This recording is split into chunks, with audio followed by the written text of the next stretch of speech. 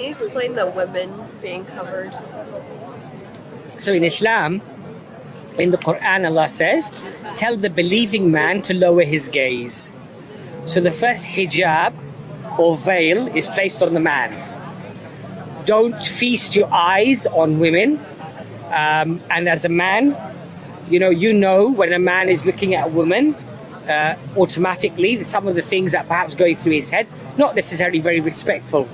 In fact, many of our thoughts, we would struggle to tell our mothers or our sisters or our daughters or our wives, because that's the nature of man.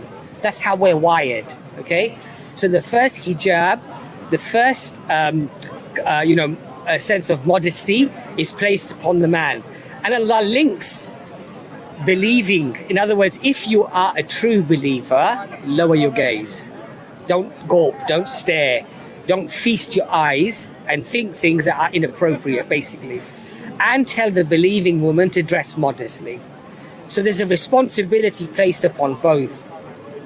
Now, throughout all of human history, you find that women actually covered their hair.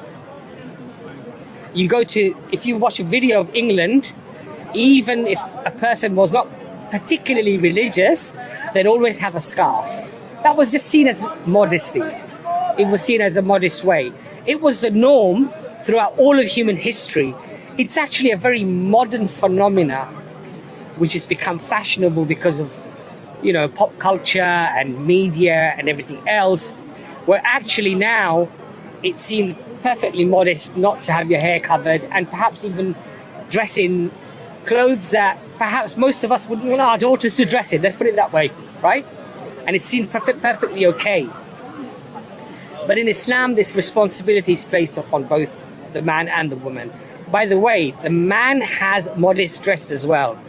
So he shouldn't wear very figure-hugging clothes.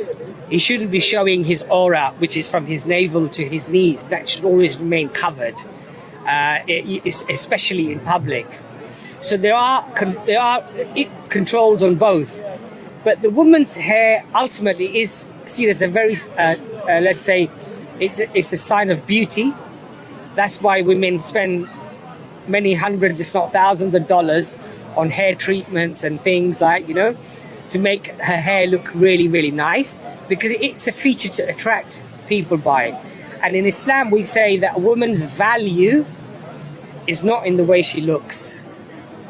It's not in her beauty, but in her taqwa, her closeness to God, and her etiquette, her manners, her decorum, her intelligence.